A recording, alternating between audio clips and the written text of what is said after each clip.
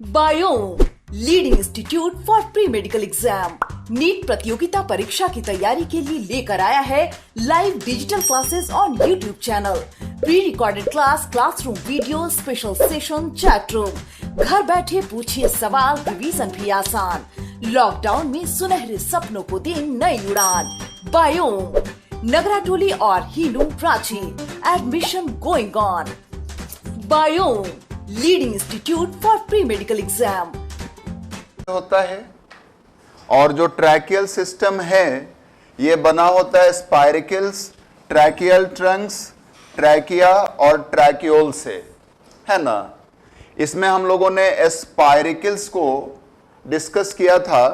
आप इस फिगर को देख करके ज्यादा लोड ना लें, ठीक ना। इस फिगर को आपको मेमोराइज नहीं करना है, ठीक है। ये फिगर आपके लिए नहीं है, ये मुझे जो मैटर एक्सप्लेन करना है उसमें मैं हेल्प ले सकूं, इसके लिए मैंने ये फिगर आपके सामने रखा है, ठीक है बच्चों। तो आप बिल्कुल भी स्ट्रेस न लें इस फिगर को देख के। और वन बाय वन कितना याद रखना चाहिए, कॉकरोच के रेस्पिरेटरी सिस्टम पे आपको कितना वर्क करना चाहिए, आप बिल्कुल मेरे गाइडेंस में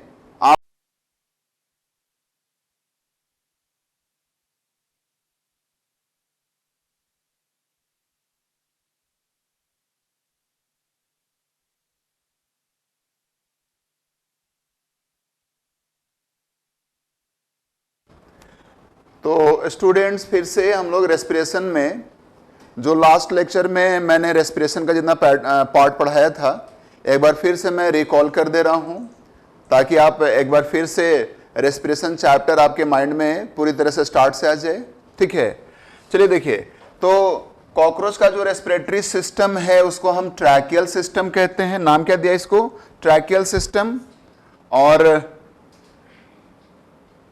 जो ट्रैकियल सिस्टम है ये बना होता है स्पाइरिकल्स, ट्रैकियल ट्रंक्स, ट्रैकिया और ट्रैक्योल से, है ना। अब आपको जो मैटर याद रखना चाहिए, स्पाइरिकल पे हम चलो डिस्कस कर लें। स्पाइरिकल्स में आपको क्या याद रखना चाहिए? तो याद रखिए, स्पाइरिकल्स जो हैं ट्रैकियल सिस्टम या रेस्पिरेटरी सिस्टम के ओपनिंग्स हैं जिससे बॉडी में एयर इनहेल्ड होता है और बॉडी से एयर एक्सहेल्ड होता है। यानी स्पाइरिकल्स रेस्पिरेटरी सिस्टम का बॉडी सरफेस पे ओपनिंग है। स्पाइरिकल्स किधर पाए जाते हैं ये ओपनिंग्स? तो याद रखेंगे, कॉकरोच के बॉडी के लैटरल साइड पाए जाते हैं, लैटरल साइड। और आप जानते हैं भाई, लैटरल साइड लेफ्ट और राइट साइड को कहते हैं। चूंकि स्पाइरिकल्स लैटरल साइड होते हैं तो स्पाइरिकल्स पेयर में होंगे, ठीक है। आपको याद रखना चाहिए स्पाइरिकल्स का नंबर कितना होता है। तो स्पाइरिकल्स का टोटल नंबर है 10 पेयर्स, जिसमें 2 पेयर्स होते हैं थोरैक्स रीजन में और 8 पेयर्स होते हैं एब्डोमिनल रीजन में, ठीक है। अब फिर इसमें आपको स्पाइरिकल में और क्या याद रखना चाहिए? तो 8 पेयर स्पाइरिकल्स में 2 पेयर्स थोरैसिक स्पाइरिकल्स कहलाएंगे। ये 2 पेयर्स थोरैसिक स्पाइरिकल्स थोरैक्स में कहां होते हैं? तो आप याद रखिएगा, 1 पेयर स्पाइरिकल प्रोथोरैक्स और मेजोथोरैक्स के बीच में होता है। सेकंड पेयर जो थोरैसिक स्पाइरिकल है वो मेजो और मेटाथोरैक्स के बीच में होता है, जंक्शन पे होता है। और इस तरह से 2 पेयर स्पाइरिकल्स थोरैसिक रीजन में हो गए। अब एब्डोमेन में कितने स्पाइरिकल्स होते हैं? तो आप कहोगे 8 पेयर्स होते हैं, है ना। और आप जानते हो भाई, एब्डोमिनल सेगमेंट्स तो 10 हैं। एब्डोमेन में 8 पेयर स्पाइरिकल्स और एब्डोमिनल सेगमेंट का नंबर है 10। तो याद रखिएगा कि जो फर्स्ट 8 जो एब्डोमिनल सेगमेंट्स होते हैं कॉकरोच के, उसमें स्पाइरिकल्स पाए जाते हैं। जो लास्ट 2 एब्डोमिनल सेगमेंट हैं उसमें स्पाइरिकल्स नहीं होते।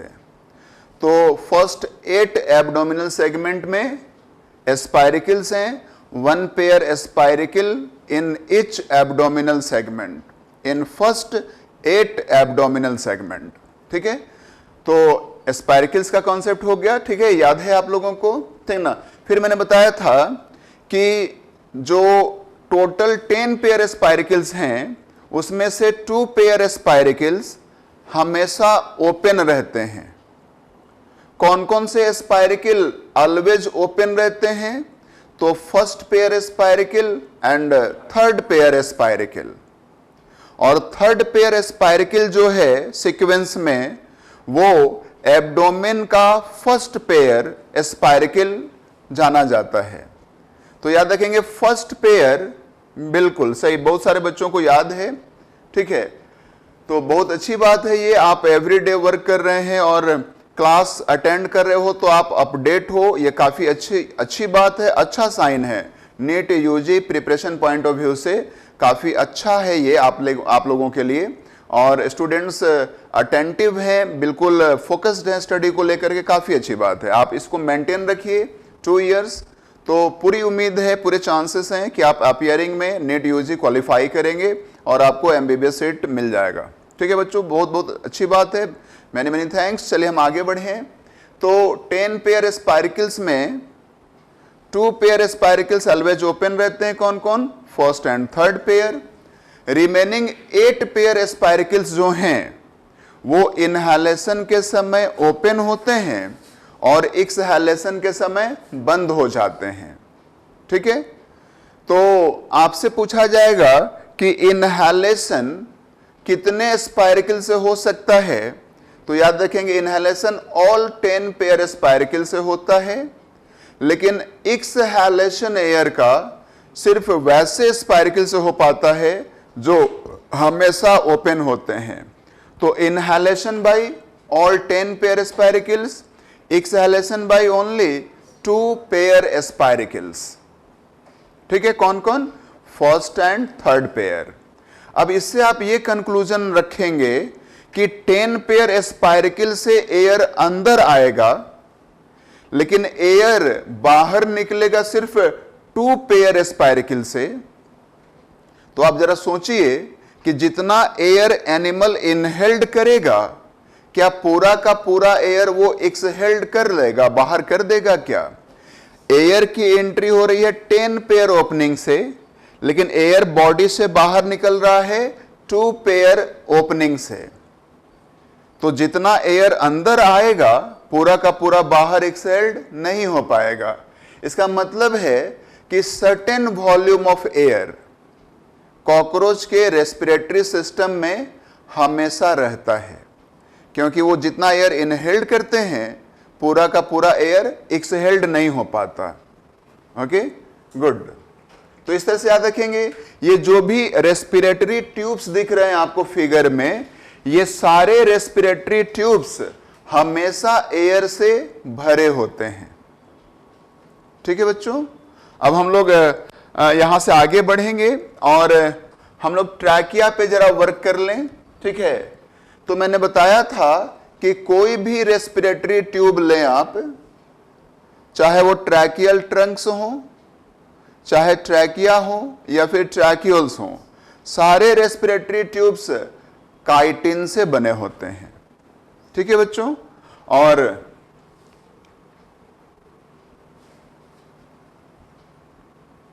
संस्कृति ने पूछा कि जो स्पाइरकिल्स थोरैक्स में प्रेजेंट होते हैं वो कहां होते हैं? थोरैक्स में 2 पेयर स्पाइरकिल्स। तो संस्कृति जस्ट कुछ देर पहले मैंने बताया था कि थोरैसिक स्पाइरकिल 1 पेयर प्रो और मेजोथोरैक्स के बीच में होते हैं। जैसे ये देख लें आप, मान लीजिए कि ये प्रोथोरैक्स है, ये मेजोथोरैक्स हो गया, और ये मान लीजिए मेटाथोरैक्स हो गया।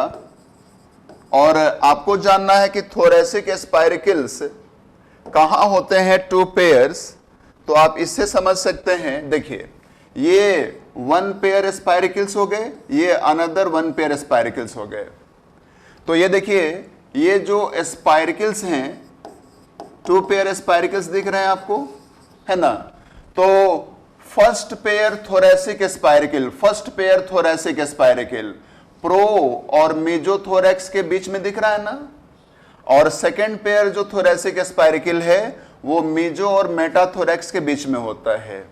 तो इस तरह से आप आइडिया रखेंगे। गुड, ठीक है बच्चों। अब हम लोग आगे जरा बढ़े, ट्रैकिया पे वर्क कर लें एक बार, ठीक ना।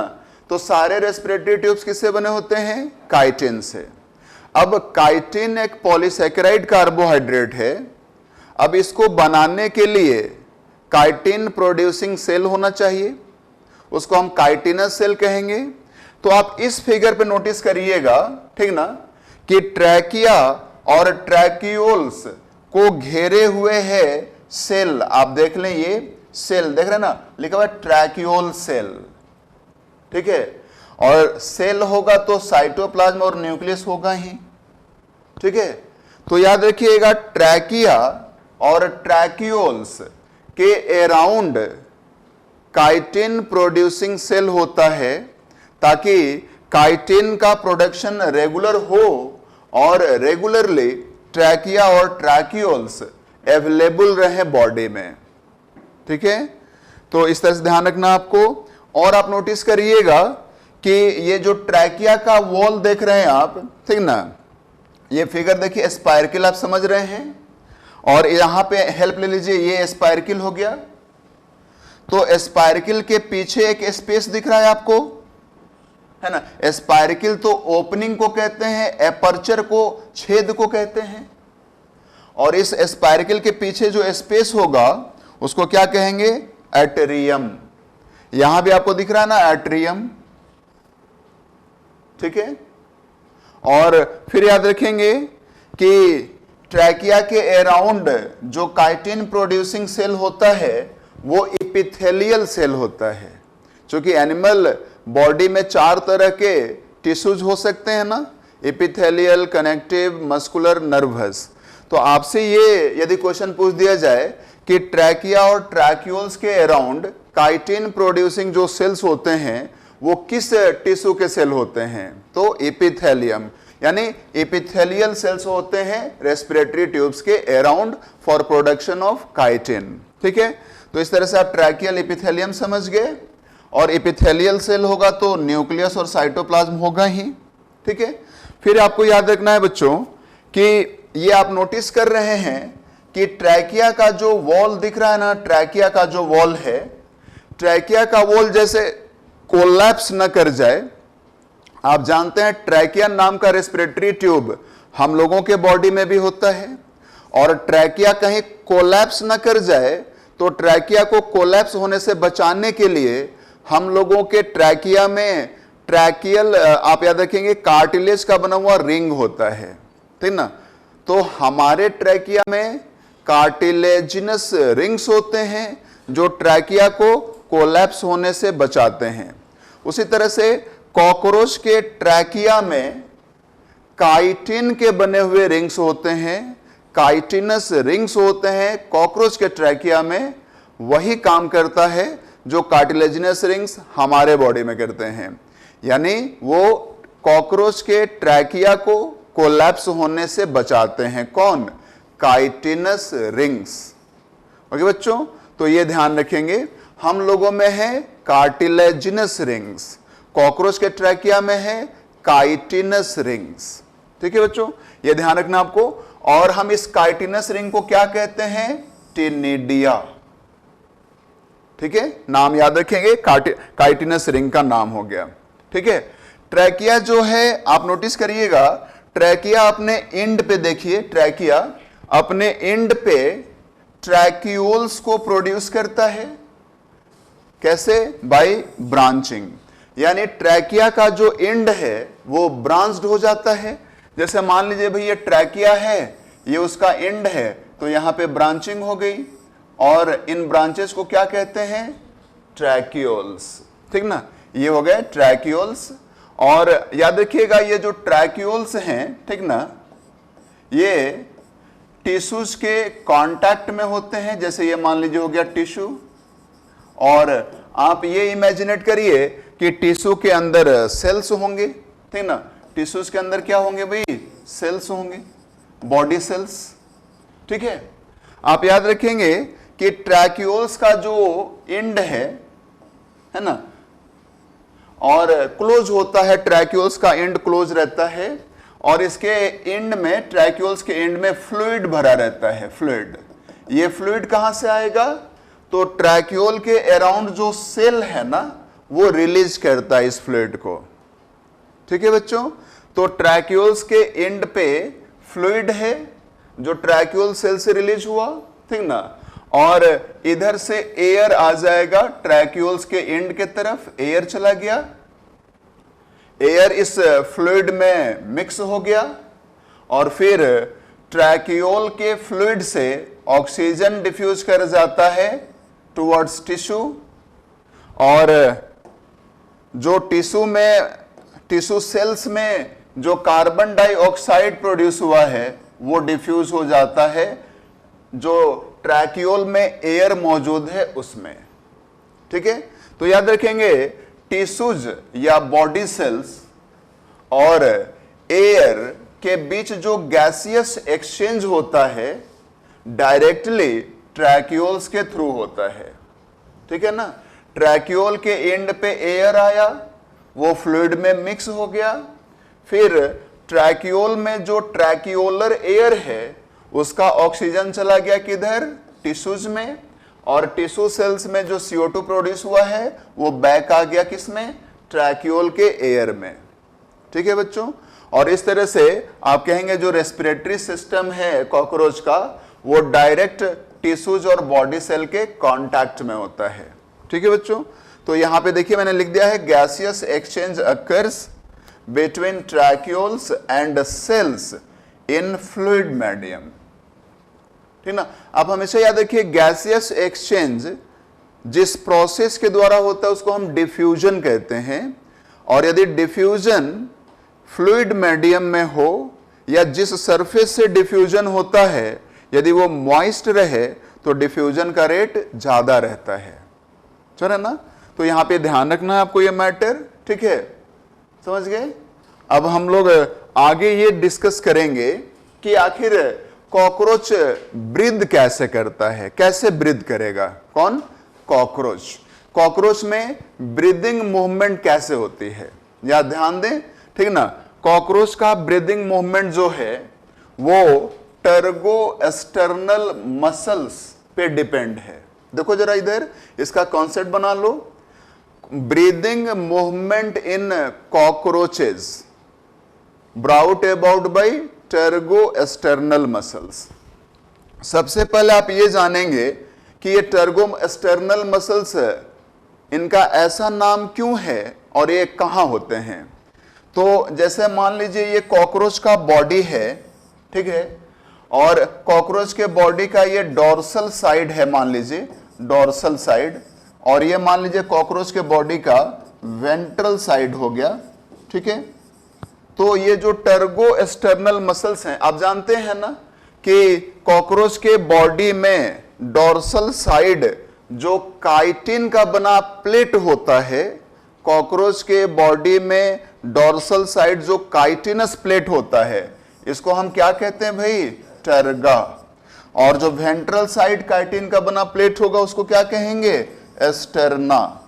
ठीक है, तो ये टर्गोएस्टर्नल मसल्स जिसको हम लोग कह रहे हैं, ठीक ना, ये डोर्सल बॉडी वॉल से लेके वेंट्रल बॉडी वॉल के बीच होते हैं।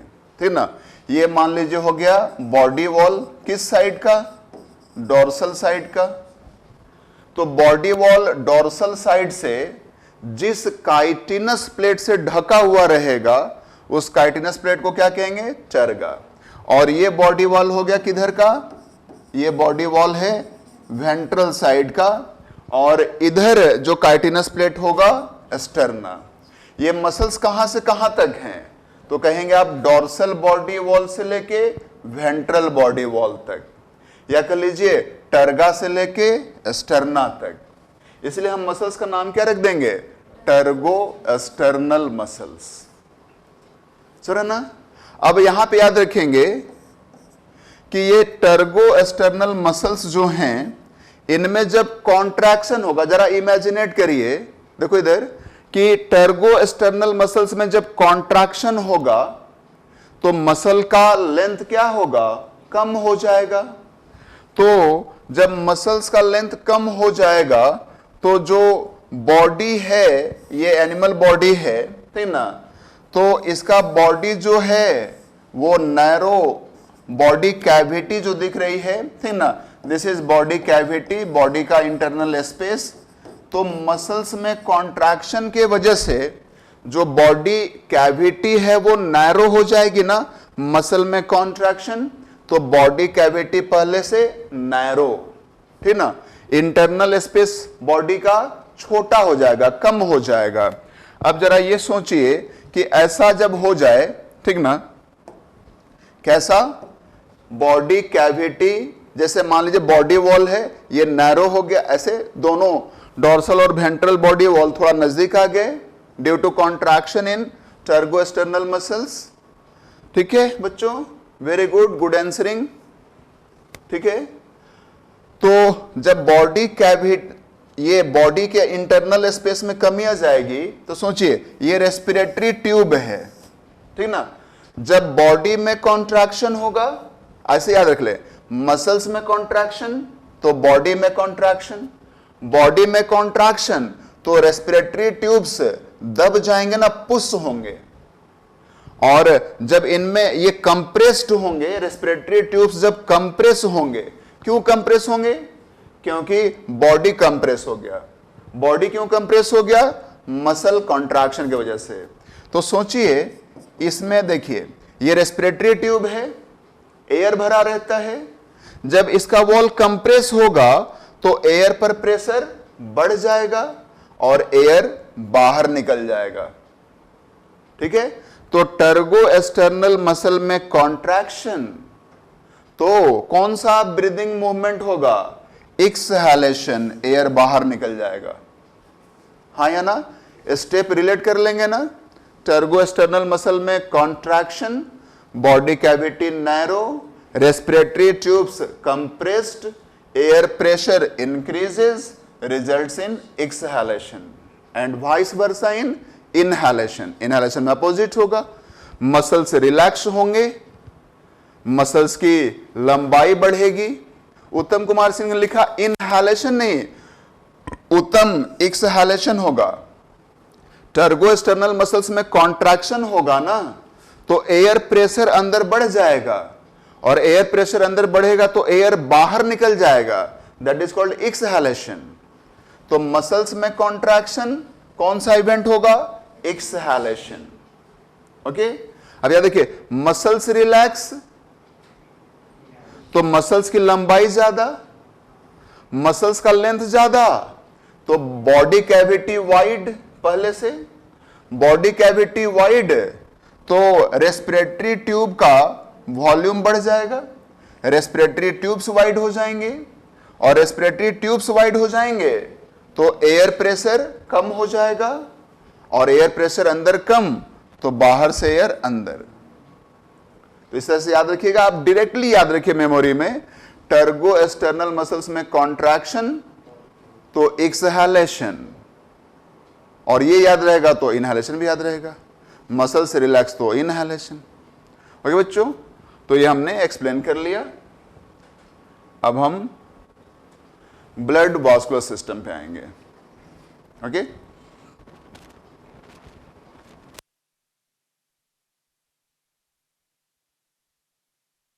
तो ब्लड वास्कुलर सिस्टम कॉकरोच का, और अपने से कंपेयर भी करते चलिएगा। ठीक है, ब्लड वास्कुलर सिस्टम मतलब सर्कुलेटरी सिस्टम ऑफ कॉकरोच। तो सबसे पहले याद रखिए कि जो कॉकरोच का ब्लड वास्कुलर सिस्टम होता है ये ओपन टाइप होता है।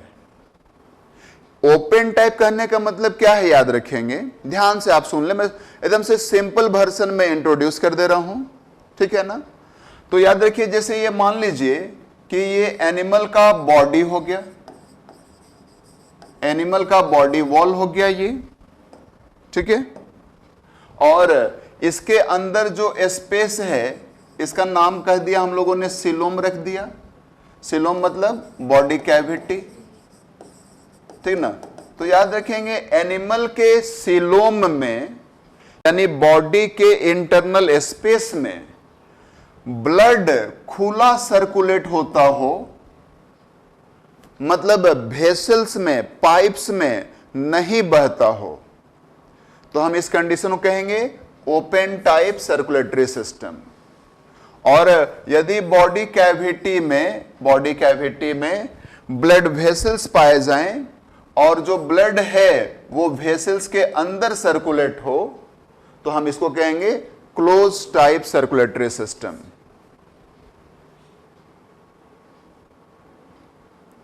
ओके सर है बच्चों।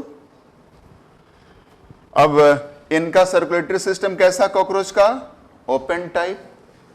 इसके सर्कुलेटरी सिस्टम में क्या क्या आता है, मतलब सर्कुलेटरी सिस्टम कॉकरोच का किससे बना है, इसके कंपोनेंट्स क्या हैं।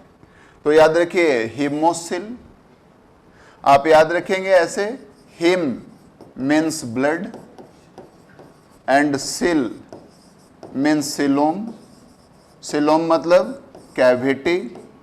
तो याद रखेंगे आप कि जब ओपन टाइप सर्कुलेटरी सिस्टम होगा तो सिलोम ब्लड से भरा हुआ होगा। क्यों भरा होगा सिलोम ब्लड से ओपन टाइप में, क्योंकि वेसल्स नहीं है, ब्लड ओपनली सर्कुलेट हो रहा है ना। तो जो सिलोम है वो ब्लड से भरा हुआ हो तो हम ऐसे सिलोम को क्या कहेंगे, हीमोसिल। ठीक है, जहां ओपन टाइप सर्कुलेटरी सिस्टम होगा क्या पाया जाएगा, हीमोसिल। हीमोसिल में आप क्या रीड करिएगा एक्सप्लेनेशन के लिए, ब्लड फील्ड सिलोम। ओके, और क्या होगा, हीमोलिम्फ। मैंने आपने प्रीवियस लेक्चर में आपको एक्सप्लेन किया था कि आर्थ्रोपोडा, फाइलम आर्थ्रोपोड से जो आते हैं, कॉकरोच भी आर्थ्रोपोड है, तो इनका ब्लड होता है कलरलेस, क्योंकि ब्लड में रेस्पिरेटरी पिगमेंट नहीं होता, क्योंकि ब्लड की रिस्पॉन्सिबिलिटी नहीं होती आर्थ्रोपोड्स में कि वो गैस का ट्रांसपोर्ट करे। रेस्पिरेटरी पिगमेंट होता है ब्लड में, रेस्पिरेटरी पिगमेंट पाया जाता है ब्लड में गैस के ट्रांसपोर्ट के लिए, और आर्थ्रोपोडा में ब्लड के द्वारा गैस का ट्रांसपोर्ट नहीं होता। रिजल्टेंट ब्लड में रेस्पिरेटरी पिगमेंट नहीं पाया जाता है, रिजल्टेंट ब्लड कलरलेस होता है, और हम इस कलरलेस ब्लड को हीमोलिम्फ कहते हैं। ठीक ना, तो हीमोसिल, हीमोलिम्फ और हार्ट, याद हो गया बच्चों, ये कंपोनेंट्स हो गए ब्लड वास्कुलर सिस्टम के। अब वन बाय वन इनको हम डिस्क्राइब करेंगे। हीमोसिल क्या है, हीमोलिम्फ क्या है, हार्ट क्या है। ठीक है, कैसा इनका क्या फीचर है। तो चलिए सबसे पहले हम लोग ब्लड को डिस्क्राइब कर लें। ब्लड मतलब क्या, हीमोलिम्फ। ठीक ना, कॉकरोच के ब्लड को क्या कहते हैं हम लोग, हीमोलिम्फ। क्यों कहते हैं, हीमोलिम्फ का मतलब क्या हो गया, कलरलेस। तो पहला पॉइंट देखिए, कलरलेस। क्यों कलरलेस है, नो रेस्पिरेटरी पिगमेंट्स। ठीक ना, तो हम इसको हीमोलिम्फ कहते हैं। ठीक है, अब कंटेंस, अब देखिए जैसे आप याद कीजिए आपका जो ब्लड है ये बना हुआ है प्लाज्मा और फॉर्म्ड एलिमेंट से। अपने ब्लड से कंपेयर कर लें इसको। ठीक है, तो आपका जो ब्लड है, blood is equal to plasma plus formed elements. Formed elements includes 3 components, RBC, WBC, platelets. तो your blood is equal to plasma plus RBC plus WBC plus platelets. ठीक है, आप याद रखिए आप कॉकरोच के ब्लड में क्या है, तो कॉकरोच के ब्लड में है plasma plus WBC like cells. Cockroach के ब्लड में आरबीसी नहीं होता, प्लेटलेट्स नहीं होते। आप याद रखिएगा एनिमल्स जो हैं वो 2 हैं इस प्लैनेट पे, इनवर्टिब्रेट्स एंड वर्टिब्रेट्स। ठीक है, आप याद रखेंगे आरबीसी सारे इनवर्टिब्रेट्स में नहीं होता, आरबीसी सिर्फ वर्टिब्रेट्स में होता है। याद हो गया। और वर्टिब्रेट्स के एग्जाम्पल्स हैं पाइसिस यानी fish, amphibia, reptilia, apps, Mammalia. These 5 classes are included in vertebrata, और इन्हीं में होता है आरबीसी। इनवर्टिब्रेट्स में आरबीसी नहीं होता। अब याद रखिए, एनिमल्स में 95% होते हैं इनवर्टिब्रेट्स और 5% है वर्टिब्रेट्स। याद हो गया? यानी 95% एनिमल्स में आरबीसी नहीं होता, आरबीसी ओनली 5% एनिमल्स में होता है, and they are called vertebrates. याद हो गया बच्चों? तो चलिए अब इसका कंपोनेंट में याद रखिएगा, इसमें कलरलेस प्लाज्मा होता है और हेमाटोसाइट्स होते हैं। आप हेमाटोसाइट आप याद रखिएगा, दो वर्ड से बना है। Haem means blood and cyte means cells, ठीक ना? तो हेमाटोसाइट्स मतलब ब्लड सेल्स, ठीक है? तो प्लाज्मा के साथ हेमाटोसाइट्स हैं कॉकरोच के ब्लड में, और ये किस तरह के ब्लड सेल्स हैं? तो WBC लाइक, ठीक है? आप याद रखें, आरबीसी नहीं होता, ठीक है? और एक चीज और याद रखिएगा, आर्थ्रोपोड्स जो हैं वो इनवर्टिब्रेट्स हैं, ध्यान से सुने, और जितने भी इनवर्टिब्रेट्स हैं उनमें बोनी स्केलेटन नहीं पाया जाता, उनके पास बोन नहीं है।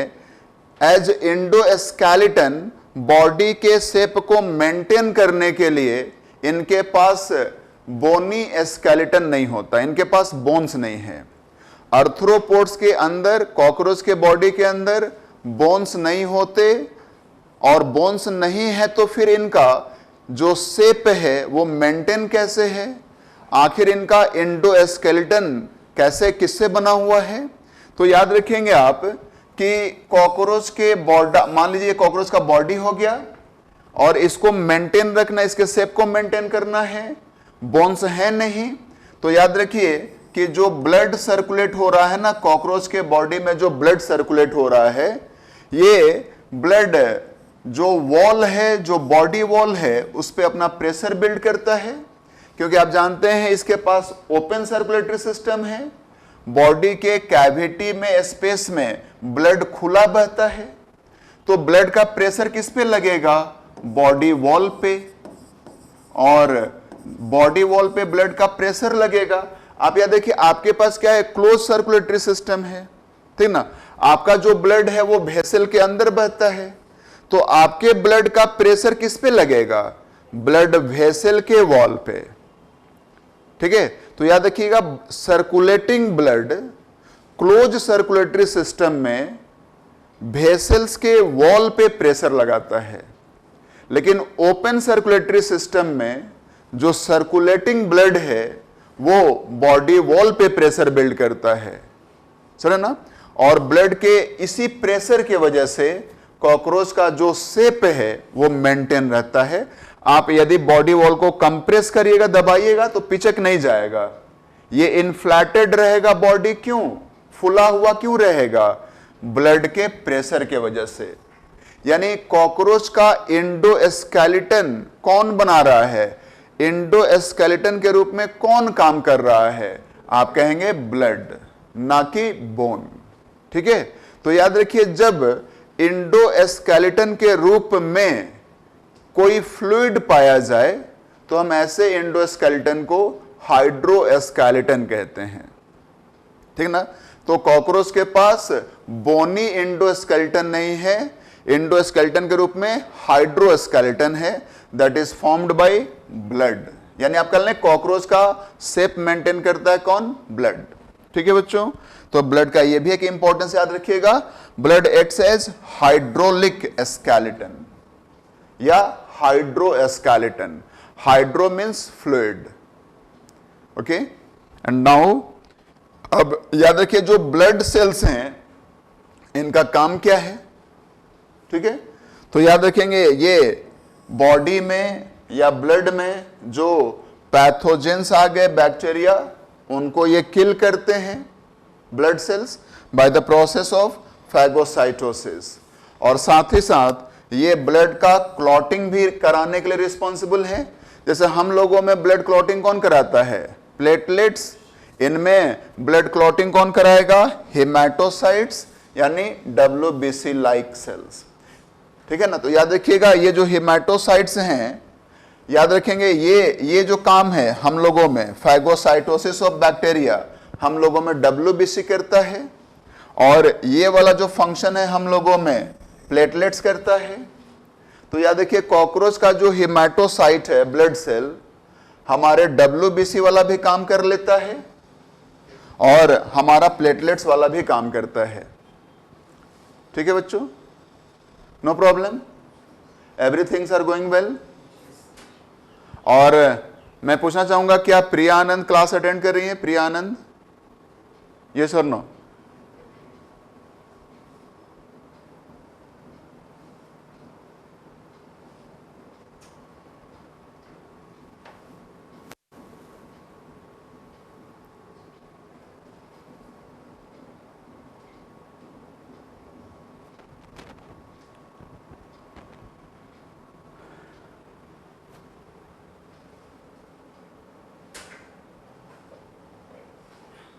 प्रिया आनंद क्लास अटेंड कर रहे हो या नहीं?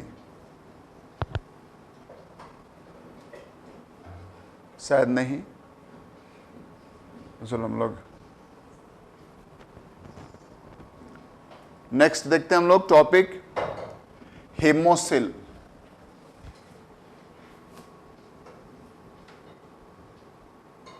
अब हेमोसिल पे हम लोग वर्क करेंगे, ठीक ना। तो हेमोसिल का मतलब क्या हुआ, ध्यान दें, हेमोसिल का मतलब क्या होता है, ठीक है। तो हेमोसिल मतलब ब्लड फील्ड सिलोम, ओके।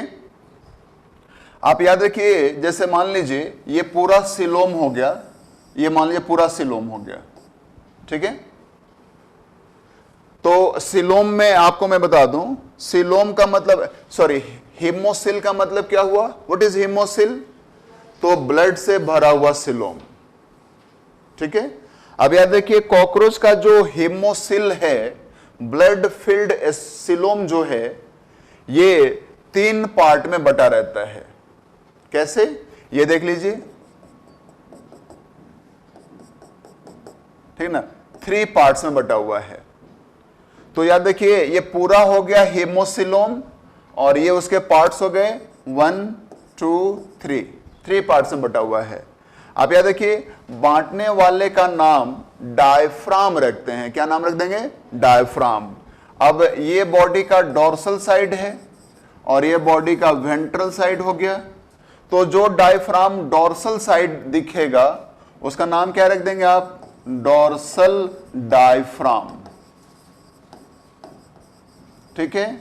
और जो वेंट्रल साइड दिखेगा इसका नाम क्या रख देंगे आप? वेंट्रल डायफ्राम, ठीक है बच्चों, समझ गए सारे लोग? अब याद देखिए ये डायफ्राम जो दोनों हैं, आप देख रहे हैं ना, पोरस होते हैं, छेद दिख रहा है ना आपको। दोनों डायफ्राम कंटिन्यूड नहीं है, इनके बीच बीच में गैप है, यानी डायफ्राम दोनों क्या है? पोरस। पोरस होने से क्या होगा? इस स्पेस का ब्लड सेकेंड स्पेस में आ सकेगा, सेकेंड स्पेस का ब्लड फर्स्ट स्पेस में आ सकेगा, यानी इन तीनों पार्ट्स के बीच ब्लड सर्कुलेट होते रहे, इसके लिए डायफ्राम जो है वो पोरस होता है। याद हो गया बच्चों? समझ गए? ठीक है। अब इसको मैंने एक डायग्राम से समझाया है। अब देखिए हेमोसिल में ये एक पार्ट, ये एक पार्ट, ये एक पार्ट, ठीक है। अब आप याद देखिए इन पार्ट्स की नेमिंग करनी है, कुछ ना कुछ नाम रखना होगा हम लोगों को। तो कैसे हम लोग नेमिंग करेंगे, जरा ध्यान से सुने आप, ठीक है। अब ये जो पार्ट दिख रहा है फर्स्ट पार्ट, यहां पे जो मेन ऑर्गन होता है वो है हार्ट, ठीक ना। यानी आप कहिएगा कि ये फर्स्ट पार्ट जो है ये स्पेस है जो हार्ट के अराउंड पाया जाता है। तो हम इस स्पेस को कह देंगे, नाम दे देंगे इसको पेरिकार्डियल साइनस। साइनस मतलब space, peri means around, cardium मतलब हार्ट, सब कुछ लिखा हुआ मिलेगा आपको, ठीक ना। कहां लिखा होगा मैं हिंट कर दूंगा, ठीक है। तो चलिए इसका नाम क्या हो गया? Pericardial sinus.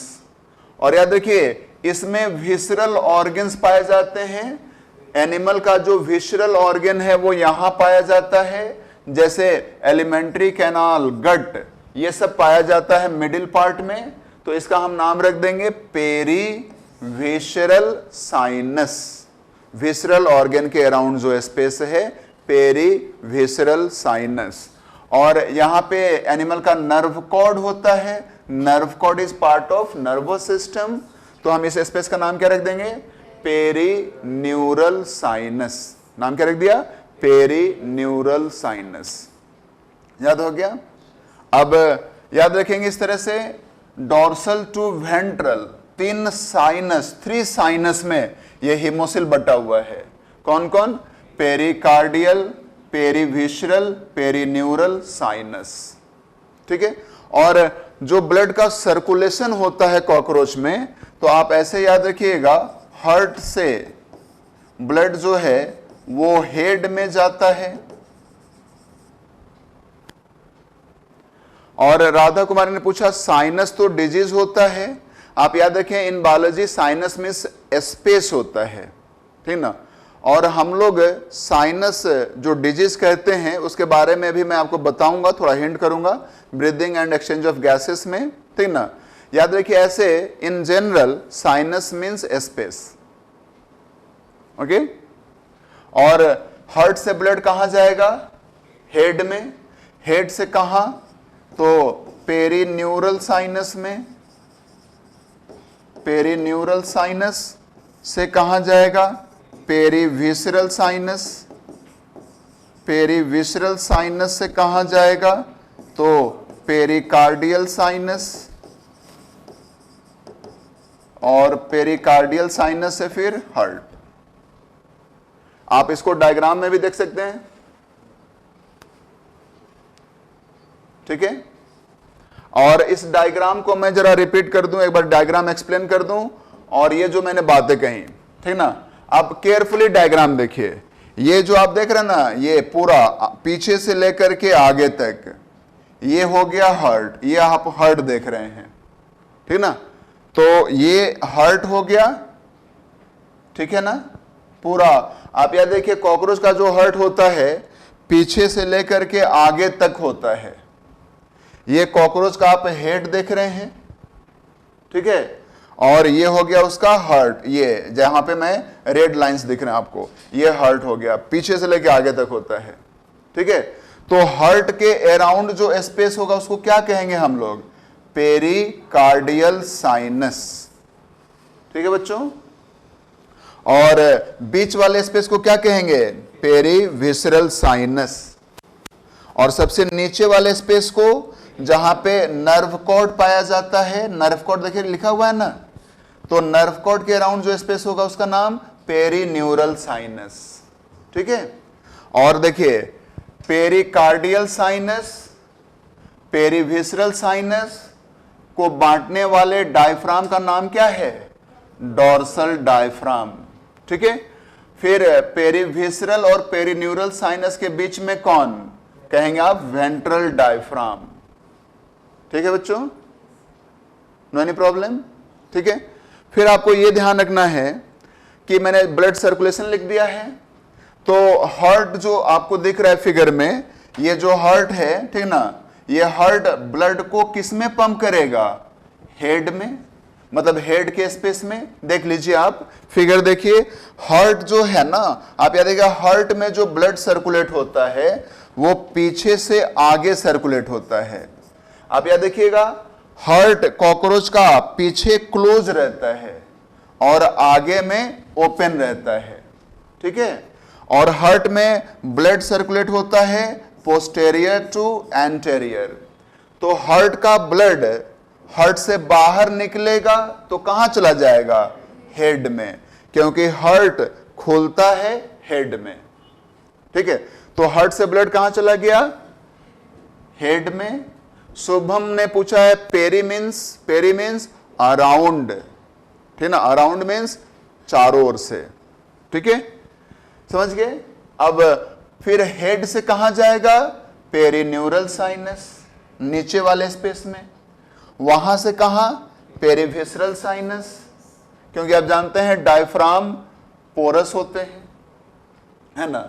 और पेरीविसरल साइनस से पेरिकार्डियल साइनस, पेरिकार्डियल साइनस से हार्ट, हार्ट से, ऐसे याद रखेंगे ये ब्लड सर्कुलेशन है। समझ गए बच्चों? ठीक है, मुश्किल नहीं है। अब हम लोग हार्ट पे जानेंगे, हार्ट को जानेंगे एक बार हम लोग अच्छे से। ठीक है, तो चलिए याद रखिए, जो कॉकरोच हैं आर्थ्रोपोड्स, इनके पास ट्रू हार्ट नहीं होता। ठीक है, आप याद रखिए इनवर्टिब्रेट्स के पास ट्रू हार्ट नहीं है, मतलब हार्ट एज ऑर्गन इनवर्टिब्रेट्स में नहीं होता। कुछ इनवर्टिब्रेट्स, सम मोलस्क को आप छोड़ दें तो सारे इनवर्टिब्रेट्स में ट्रू हार्ट नहीं पाया जाता। ट्रू हार्ट मतलब एक स्पेशलाइज्ड ऑर्गन जो ब्लड के सर्कुलेशन के लिए बना हो। ठीक है ना। तो आर्थ्रोपोड्स जो हैं, कॉकरोच जो हैं, इनवर्टिब्रेट्स हैं, इनके पास ट्रू हार्ट नहीं है। और एक्चुअली एक ब्लड वेसल है जो कॉन्ट्रैक्टाइल होता है, सिकुड़ता फैलता है। ठीक ना। क्या है ये? Blood vessel. और कॉन्ट्रैक्टाइल होने की वजह से ये ब्लड को पंप कर लेता है और ब्लड को रिसीव कर लेता है। जब इसमें एक्सपेंशन होगा ब्लड रिसीव कर लेगा, कॉन्ट्रैक्शन होगा पंप कर देगा। तो ये ब्लड वेसल माना जाता है हार्ट जैसा, वो ट्रू हार्ट नहीं है। ठीक ना। तो कॉकरोच का जो हार्ट है एक्चुअली क्या है? कॉन्ट्रैक्टाइल ब्लड वेसल है। ठीक है, कॉन्ट्रैक्टाइल ब्लड वेसल है हार्ट, याद रखेंगे। आपके हार्ट में चैम्बर्स कितने होते हैं और कॉकरोच के हार्ट में कितने चैम्बर्स होते हैं? 13। सुना ना। और याद करिए आप कि कॉकरोच के थोरैक्स में कितने सेगमेंट्स? कॉकरोच के थोरैक्स में 3 सेगमेंट्स। एब्डोमेन में कितने? 10। टोटल मिला के कितने सेगमेंट्स हो गए? 13। सुना ना। हेड छोड़ दें, थोरैक्स और एब्डोमेन के सेगमेंट्स को काउंट कर दीजिए, कितने हो जाएंगे? 13। और हार्ट का कितना चैम्बर हार्ट में होता है? 13 चैम्बर। तो हार्ट में जो 13 चैम्बर होते हैं उसमें से 3 चैम्बर्स होते हैं कॉकरोच के थोरैक्स में, और 10 चैम्बर जो होते हैं हार्ट के वो होते हैं एब्डोमेन में। यानी आप याद रखिएगा कॉकरोच का जो हार्ट है वो आगे से लेके पीछे तक होता है। समझे ना। और खुलता किस में है? जहां खुलता है वहां खत्म हो जाएगा। तो खुलता किस में है? हार्ट हेड में, यानी हेड में हार्ट एंड हो जाता है। ठीक है बच्चों। अब याद रखेंगे हार्ट में जो ब्लड फ्लो करता है ये पीछे से आगे फ्लो करता है, और हार्ट का जो पोस्टेरियर एंड है वो क्लोज होता है। अभी जस्ट बताया। हार्ट का जो एंटीरियर एंड है वो ओपन होता है। अब जरा सा मैं हार्ट का फिजियोलॉजी जरा एक्सप्लेन कर दूं, ठीक ना। तो इसके लिए मुझे एक डायग्राम स्केच करना पड़ेगा।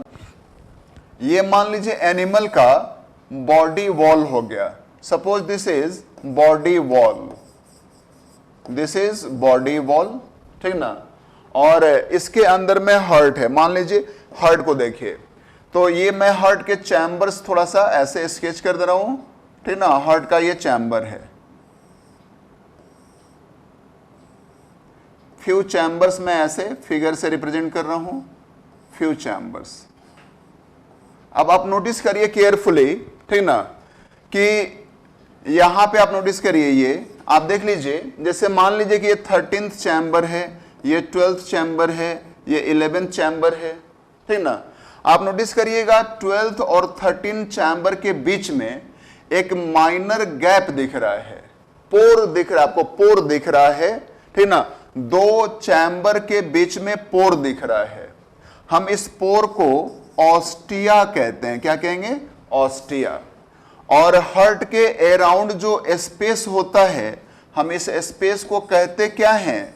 Pericardial sinus. Pericardial sinus. Heart pericardial sinus में पाया जाता है, और इसमें क्या भरा रहेगा? ब्लड। समझे बच्चों। अब आपको जानना है कि पेरिकार्डियल साइनस से हार्ट के अंदर ब्लड कैसे आएगा, सुना ना। तो आप कहेंगे पेरिकार्डियल साइनस से हार्ट के अंदर आ जाए ब्लड, ये तब होगा जब हार्ट का ये पोर ऑस्टिया ओपन होगा, हाँ या ना। और जब ऑस्टिया क्लोज होंगे तो पेरिकार्डियल साइनस से हार्ट के अंदर ब्लड नहीं आएगा। तो याद देखिए, ऑस्टिया का ओपनिंग और क्लोजर एक मसल पे डिपेंड करता है, और वो मसल्स अल्लरी मसल्स कहलाते हैं, अल्लरी मसल्स, थे ना। तो अल्लरी मसल्स जो हैं आप याद रखेंगे, यहां पे लिखा हुआ है, थे ना। और इनका शेप कैसा होता है, फैन जैसा। अब जरा सा मैं इनकी फिजियोलॉजी समझा दूं, ऐसे ध्यान दें आप, ठीक है। जैसे ये मान लीजिए कि मैंने वन पेयर एलरी मसल्स ऐसे स्केच कर दिया, ठीक है। आप मसल का शेप देख लीजिए, जैसे लग रहा है ना देखने में हैंड फैन हो, हैंड फैन, ठीक है ना। और ये एलरी मसल्स आप देख लें, दिस इज एलरी मसल, है ना, वन पेयर एलरी मसल देख रहे हैं आप। तो इनका डिस्ट्रीब्यूशन बताइए तो एलरी मसल्स का देख लीजिए, बॉडी वॉल से लेके हार्ट वॉल तक है ना फिगर में, ठीक ना। अब देखिए दोनों तरफ के एलरी मसल्स से सोचिए जरा आप, एलरी मसल्स कहां हैं, बॉडी वॉल टू हार्ट, ठीक है। और इनमें सोचिए ऐसे जरा ध्यान दीजिए, इसमें कॉन्ट्रैक्शन सोचिए, एलरी मसल्स में कॉन्ट्रैक्शन, दोनों साइड से एलरी मसल में कॉन्ट्रैक्शन होगा, ऐसे कॉन्ट्रैक्शन हुआ तो एलरी मसल्स का लंबाई लेंथ कम होगा, और ये हार्ट के वॉल को बाहर के तरफ खींचेंगे तो ऑस्टिया जो है वो बंद हो जाएगा। फिगर से आप आसानी समझ जाएंगे, एलरी मसल्स में contraction, ostia close, ostia close तो साइनस से हार्ट में ब्लड नहीं आएगा, हाँ या ना। And just vice versa, एलरी muscles relax होंगे, इनकी लंबाई सोचिए, इनकी लंबाई बढ़ाइए आप, दोनों साइड से लंबाई बढ़ाइए, तो एलरी मसल्स का लंबाई बढ़ेगा तो ये हार्ट के वॉल को पुश करेंगे, ठीक ना, राइट साइड से भी लेफ्ट साइड से भी। सोचिए एलरी मसल्स का लंबाई ज्यादा हो गया, ये हार्ट को पुश करेंगे तो ऑस्टिया क्या होगा, ओपन हो जाएगा। तो एलरी मसल्स में contraction, ostia close, एलरी muscles relax, ostia open, ठीक है। ऑस्टिया ओपन तो फिर ब्लड आ जाएगा हार्ट के अंदर, ठीक है। फिर एलरी मसल्स में कॉन्ट्रैक्शन, ऑस्टिया क्लोज, सारा चैम्बर हार्ट से भर चुका, ब्लड से भर चुका है। फिर हार्ट जो है ये पंप करेगा ब्लड को, हार्ट वॉल में मूवमेंट होगा, पंप करेगा ब्लड को, और ब्लड सर्कुलेट होगा पीछे से आगे। ओके बच्चों, ठीक है। एलरी मसल्स होते कितने हैं, 12 पेयर्स, ठीक ना। ये लिख दिया मैंने, एलरी मसल्स में contraction, ostia close and vice versa, ठीक है। और लिखा हुआ है सारा जो भी एक्सप्लेन किया मेंशन्ड है वो, ओके। ये हम लोग ने कर लिया ब्लड वास्कुलर सिस्टम, ये हार्ट है आपके सामने, ठीक ना। ये देखिए हार्ट फिगर में, ठीक ना, और साथ में एलरी मसल्स हैं, ठीक है, 12 पेयर्स। और एक यहां पे इंफॉर्मेशन याद रखिएगा कि हार्ट में 13 चैम्बर्स होते हैं, इसके फर्स्ट चैम्बर को हम एंटेरियर एओर्टा कहते हैं। एंटेरियर एओर्टा कोई अलग से स्ट्रक्चर नहीं है, हार्ट के फर्स्ट चैम्बर को हम एंटेरियर एओर्टा कहते हैं, और ये किस में खुलेगा, हेड में, ठीक ना। ये आप देख रहे हैं कॉकरोच का हेड, ओके। अब आगे बढ़ेंगे हम लोग, now we are on excretory system, ठीक है। तो अब यहां पे देखिए, इनका जो एक्सक्रेटरी सिस्टम है कॉकरोच का, ये किससे बना होता है, मालपिगियन ट्यूब्यूल्स। आप याद रखिए, कॉकरोच के एक्सक्रेटरी ऑर्गन का नाम मालपिगियन ट्यूब्यूल्स। जैसे आप में एक्सक्रेटरी ऑर्गन होता है किडनी, कॉकरोच का एक्सक्रेटरी ऑर्गन कौन है? मालपिघियन ट्यूब्यूल्स। कहां होता है ये? मिडगट और हाइंडगट के जंक्शन पे। देखो इधर, जैसे मान लो कि ये गट है, ठीक ना, और ये हो गया फोरगट, ये हो गया मिडगट और ये हो गया हाइंडगट। तो मिडगट और हाइंडगट के का जो जंक्शन है ना, यहीं पे मालपिघियन ट्यूब्यूल्स होते हैं। कितने होते हैं? 100 से 150। समझ गए बच्चों? ठीक है। अब जरा सा मैं आपको कुछ मैटर इसका मेन जो आपको याद रखना चाहिए वो मैं जरा एक फिगर से एक्सप्लेन कर दे रहा हूं। इनका अपीयरेंस कैसा होता है मालपिघियन ट्यूब्यूल्स का? फिलामेंटस, फिलामेंट जैसे होते हैं ये। ठीक है। अब मैं आपको थोड़ा एक्सप्लेन कर दूं, इसके लिए मुझे एक फिगर स्केच करना होगा, ठीक ना। तो चलिए एक मैं फिगर स्केच कर दूं आपके लिए, कॉन्सेप्ट अच्छा हो जाए, कैसे इसका एक्सक्रीशन की इसकी फिजियोलॉजी कैसे है कॉकरोच में। चलिए मैं वो एक्सप्लेन कर दे रहा हूं। ठीक है। आप ऐसे याद रखेंगे, जैसे ये मान लीजिए कि गट वॉल हो गया, ये मैंने लिख दिया गट मीन्स एलिमेंट्री कैनाल, और इसके जंक्शन पे आपको ये एक मालपिघियन ट्यूब्यूल दिख गया। ठीक है। तो याद रखना है आपको, ये एक मालपिघियन ट्यूब्यूल देख रहे हैं आप, और इसके ये मालपिघियन ट्यूब्यूल्स के सेल्स हैं।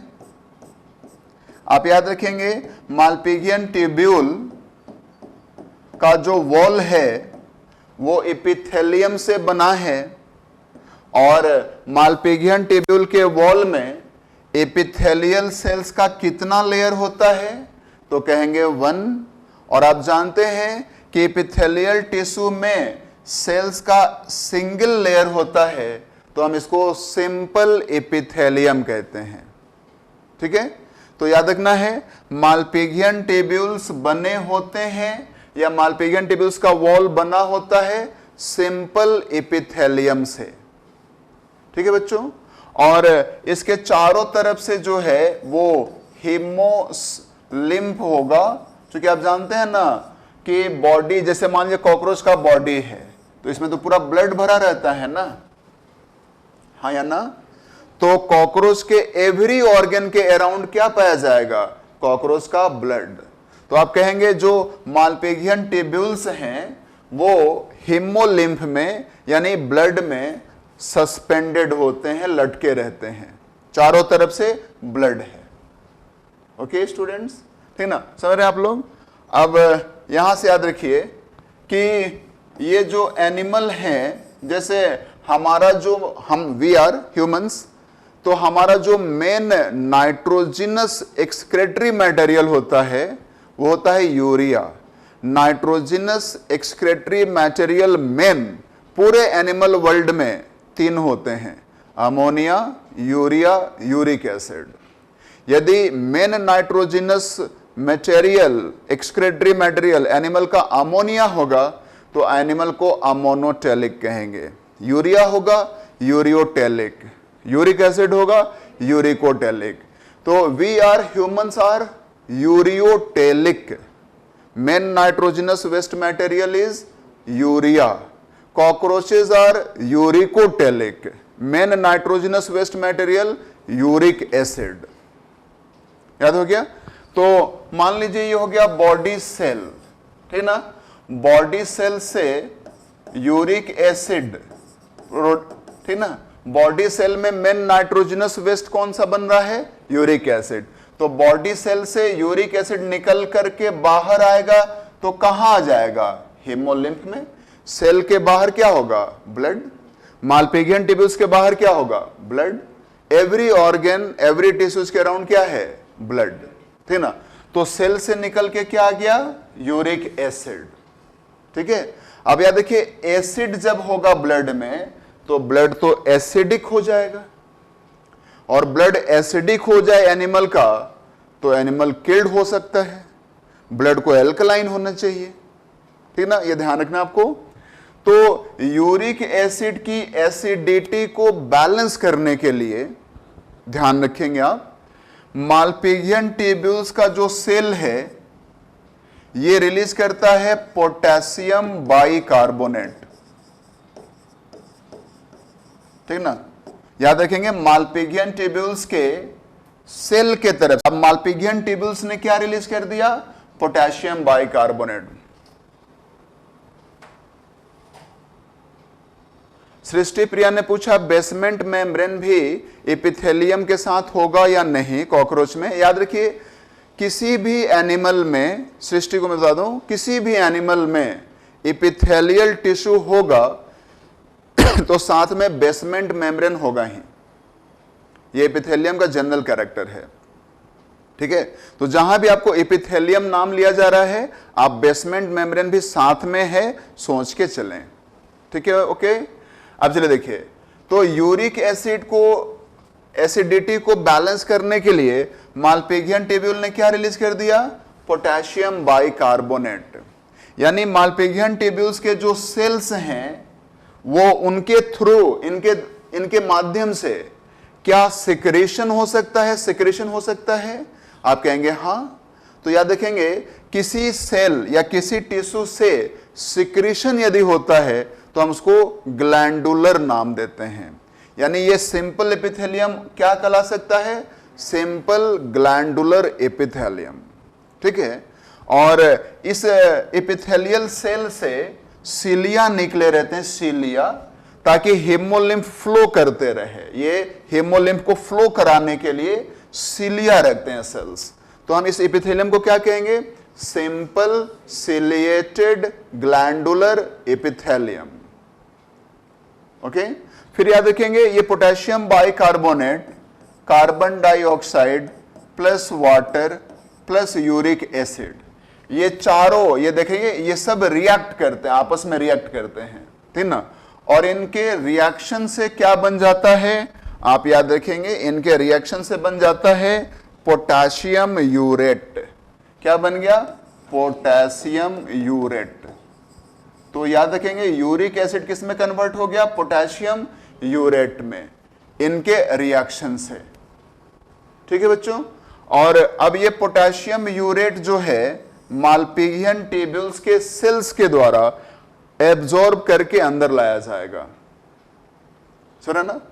तो याद रखेंगे इन सेल्स, ये जो सेल्स हैं हेमोलिम्फ से पोटेशियम यूरेट को एब्जॉर्ब करा रहे हैं, सेल्स के थ्रू एब्जॉर्प्शन हो रहा है। आप जानते हैं जब एपिथेलियल सेल्स एब्जॉर्प्शन में पार्टिसिपेट करेंगे तो वो माइक्रोविलाई रखते हैं, और तब उनका नाम ब्रश बॉर्डर्ड रखते हैं हम लोग, ब्रश बॉर्डर्ड, ठीक ना। तो ये पूरा इसका नाम क्या रखिएगा, सिंपल, क्योंकि सेल सिंगल लेयर में है, ciliated glandular brush bordered epithelium, क्योंकि सिक्रेशन भी हो रहा है, एब्जॉर्प्शन भी हो रहा है, ठीक है बच्चों। एब्जॉर्प्शन होगा तो नाम ब्रश बॉर्डर्ड, सिक्रेशन होगा तो नाम ग्लैंडुलर। ओके, अब याद रखेंगे पोटेशियम यूरेट अंदर में आया, ये टूट जाता है potassium bicarbonate, okay, plus water plus uric acid, ठीक है। यूरिक एसिड गट में चला जाता है, पोटेशियम बाइकार्बोनेट बाहर चला जाएगा, फिर मालपिघियन ट्यूब्यूल से पोटेशियम बाइकार्बोनेट और बॉडी सेल से यूरिक एसिड, फिर से पोटेशियम यूरेट, ठीक है। अब देखिए मालपिघियन ट्यूब्यूल एलिमेंट्री कैनाल में दिख रहा है, फिगर में ना खुल रहे हैं। तो जब एक्सक्रेटरी ऑर्गन एलिमेंट्री कैनाल में गट में खुले तो हम ऐसे एक्सक्रेटरी ऑर्गन को एंटेरोनेफ्रिक कहते हैं। क्या कहेंगे, एंटेरोनेफ्रिक। इनका एक्सक्रेटरी ऑर्गन यानी मालपिघियन ट्यूब्यूल्स कैसा होता है, एंटेरोनेफ्रिक। एंटेरोन मतलब गट, नेफ्रोज मतलब एक्सक्रेटरी ऑर्गन, ठीक है। और अब फिर देखिए ये जो मालपिघियन ट्यूब्यूल है क्या ये बॉडी के बाहर जाके खुल रहा है या बॉडी के अंदर ही खुल गया? तो आप कहेंगे इनका एक्सक्रेटरी ऑर्गन मालपिघियन ट्यूब्यूल बॉडी के अंदर ही खुल जाता है, क्योंकि नोटिस कर रहे हैं आप ये गट में खुल रहा है और गट बॉडी के अंदर होते हैं। तो ऐसे एक्सक्रेटरी ऑर्गन को जो बॉडी के अंदर ही ओपन हो जाते हैं, एक्सक्रेटरी मटेरियल को अपने से बाहर कर देते हैं बॉडी के अंदर ही, तो इनको हम कहेंगे endonephric. Endo means within, nephros means excretory organ. तो मालपिघियन ट्यूब्यूल का कैरेक्टर क्या हो गया? दो वर्ड याद रखिएगा, ये एंटेरोनेफ्रिक होते हैं, इंडोनेफ्रिक होते हैं। ओके, इस तरह से सारा पॉइंट मैंने मेंशन कर रखा है। एनिमल्स आर यूरिकोटेलिक, ये ध्यान रखिए, एंटेरोनेफ्रिक वर्ड और इंडोनेफ्रिक वर्ड ध्यान रखना आपको, ठीक है। एक्सक्रेटरी ऑर्गन कर लिया हम लोगों ने, and now we are on nervous system. Okay, so don't worry, nervous system ये सारा कुछ इजी होता है, आप ज्यादा लोड न लें, ठीक ना। चलिए मैं बता दूं, नर्वस सिस्टम बहुत ही शॉर्टकट खत्म हो जाता है, नर्वस सिस्टम ज्यादा नहीं पढ़ना आपको, ठीक है। आप याद देखिए, नर्वस सिस्टम में दो पार्ट्स, जैसे हम लोगों के नर्वस सिस्टम में भी दो पार्ट, कौन कौन सा? Central nervous system and peripheral nervous system. उसी तरह से कॉकरोच के नर्वस सिस्टम में भी दो part, central nervous system and peripheral nervous system. Okay, याद देखिए, आप एक चीज याद रखेंगे कि इनवर्टिब्रेट्स के पास ब्रेन और स्पाइनल कॉर्ड नहीं होता। इनवर्टिब्रेट्स के पास ब्रेन के जगह पे गैंग्लिया होते हैं और स्पाइनल कॉर्ड की जगह पे नर्व कॉर्ड होता है, ठीक है। और कॉकरोच क्या है? इनवर्टिब्रेट्स। तो याद रखिए, इनका जो सेंट्रल नर्वस सिस्टम है, हम लोगों का यानी वर्टिब्रेट्स का, ह्यूमंस का, वर्टिब्रेट्स का सेंट्रल नर्वस सिस्टम बना होता है ब्रेन और स्पाइनल कॉर्ड से। इनवर्टिब्रेट्स, आर्थ्रोपोड्स, कॉकरोच, इन सब का जो सेंट्रल नर्वस सिस्टम होगा वो बना होगा ganglia at the place of brain and nerve cord at the place of spinal cord, है ना। तो याद रखेंगे, इनका सेंट्रल नर्वस सिस्टम बना होता है brain ring plus nerve cord से। तो कहेंगे भाई, अभी तो आपने कहा सेंट्रल नर्वस सिस्टम बना होना चाहिए गैंग्लिया और नर्व कॉर्ड से, यहां तो नाम नहीं दिख रहा है गैंग्लिया का, ब्रेन रिंग दिख रहा है। तो याद रखिए, जो ब्रेन रिंग है ये गैंग्लिया से बना होता है। ओके बच्चों, और एक ब्रेक ले लेते हैं हम लोग, और एक गैप के बाद ब्रेन रिंग से स्टार्ट करेंगे हम लोग। और अब ज्यादा पढ़ना नहीं आपको, नर्वस सिस्टम के बाद हम लोग कंपाउंड आई को पढ़ेंगे और रिप्रोडक्शन पढ़ेंगे। Chapter finished. ओके, तो एक ब्रेक के बाद हम लोग मिलते हैं, ठीक ना। ओके, एक ब्रेक लेते हैं हम लोग, 15 मिनट्स गैप, फिर हम लोग डिस्कस करते हैं नेक्स्ट रिमेनिंग टॉपिक्स।